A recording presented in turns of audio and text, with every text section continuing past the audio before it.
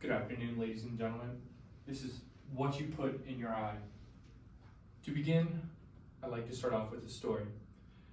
When I was around 8 years old, it was a crisp August 14th morning, and I woke up and something was wrong. I couldn't see out of my right eye, and I didn't believe it because it was just too untrue.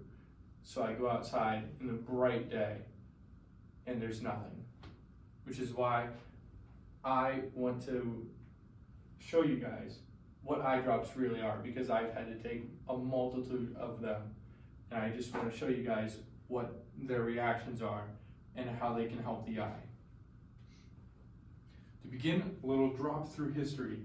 This man, George Ebers, was a German Egyptologist, and he discovered that eye drops dated all the way back to 1553 BC. And he discovered that in 1872. He also found out that they were used as more of a cosmetic cream, like that black stuff the Egyptians put on their eyes, instead of a medication. And then he published it, or he found it in the papyrus, and they named it the Ebers Papyrus.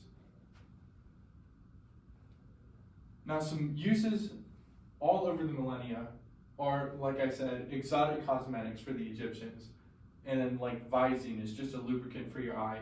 And then there's a bunch of anti-inflammatory medicines, like all of these. There's the different classes of all the anti-inflammatories, and the caps on the actual eye drops are what they are. So like an anti-inflammatory / steroid would be pink, a miotic would be dark green, and beta blockers would be yellow.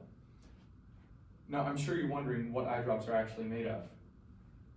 And then, like I mentioned before, Visine, which is just a lubricant for your eye if it's red and itchy and dry, is made with tetrahydrozoline and hydrochloride. Now, the tetrahydrozoline is actually the alpha agonist to the alpha-1 receptor, which is the hydrochloride.